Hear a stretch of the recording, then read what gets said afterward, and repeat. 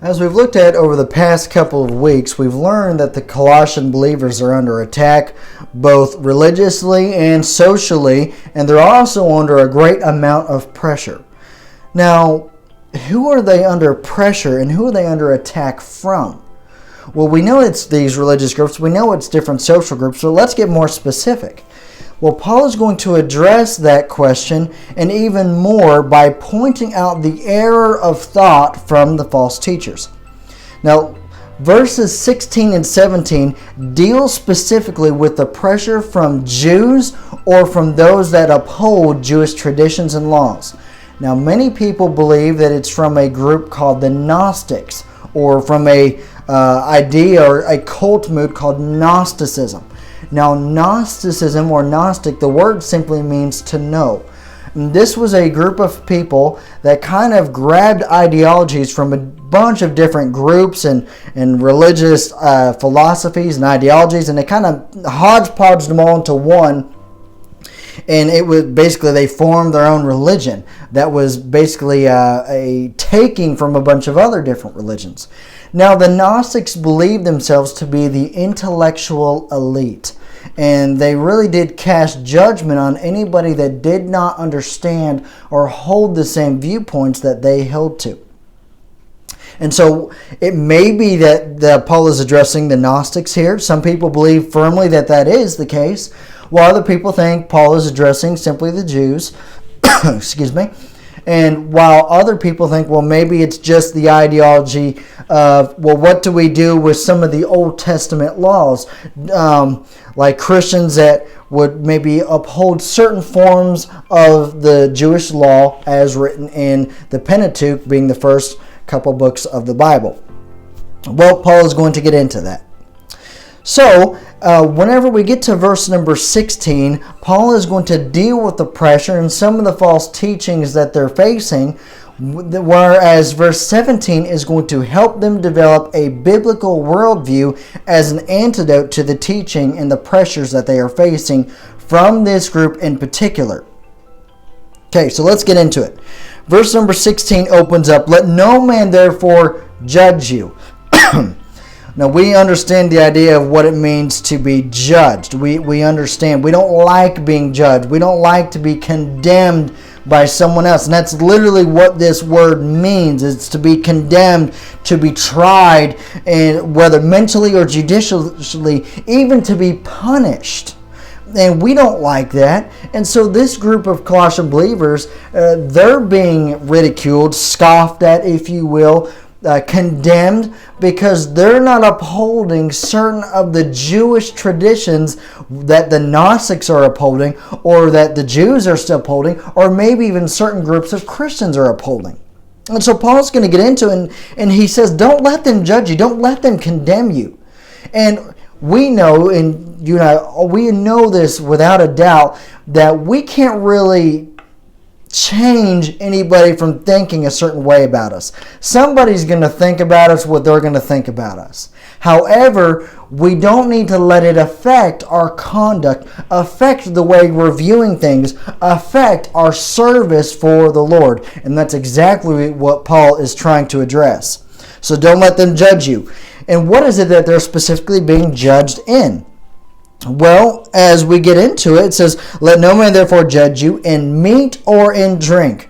We understand that the Jews held to a very strict dietary law in the Old Testament. This was partially for their protection, as certain foods, as we know, need to be cooked a certain way for just safety. So God in His wisdom was protecting the Jews back whenever He gave it for that reason. But most importantly, it was to separate them from the Canaanites as well as from the other worldly groups that were around them. That was why God gave the dietary law. And so these Colossian believers are being scoffed at by the Gnostics, from the Jews, from other Christian groups that may say, well, you don't hold to the same dietary laws that I do. I saw an example as I was studying for this message about how there was a young man who had recently gotten saved, and how he had at one point been very unhealthy. and how he went on to find this certain diet that really transformed his life. And after it transformed his life, he then went to the pastor and said, well, this transformed my life and God wants me to be healthy. So what we need to do is to preach this dietary formula for other people so that way they can be healthy like me. Well, do we see the problem with that? Is because, well, yes, God wants us to be healthy, but that's to take something on an outside group, something that's not pointing to Christ, but taking away from Christ, and it is putting it as a standard that would be whether or not I am right or you are right with God. And so that's the same type of idea that's happening right here.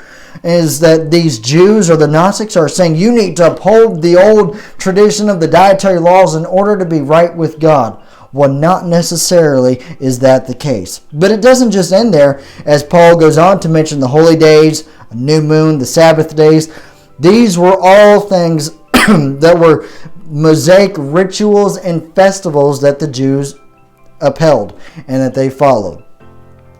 But whenever we get to verse number 17, Paul is going to get right to the point as he says, well, what is it that all these laws in the Old Testament, what is it that these festivals, what is it that all of this that God gave in the Old Testament, what is it pointing to? And we understand, as Paul said, that it was merely a shadow of things to come.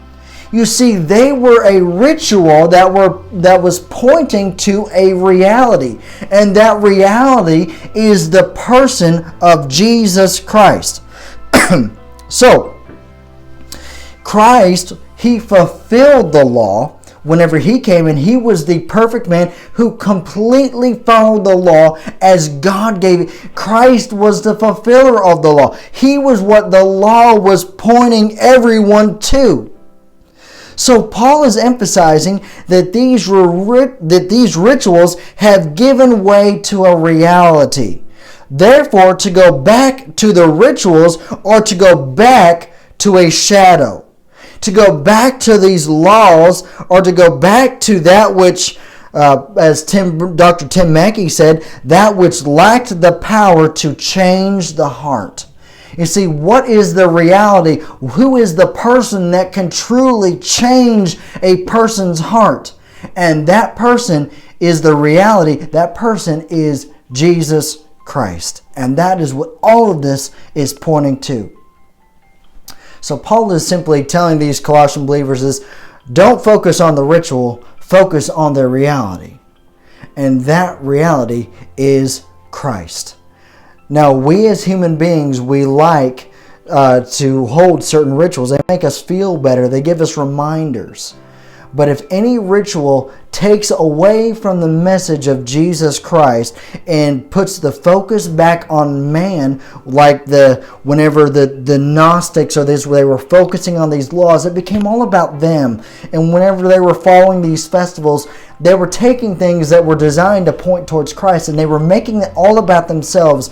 And whenever we try to uphold a ritual, and we focus on a ritual that subtracts from the message, then we need to beware.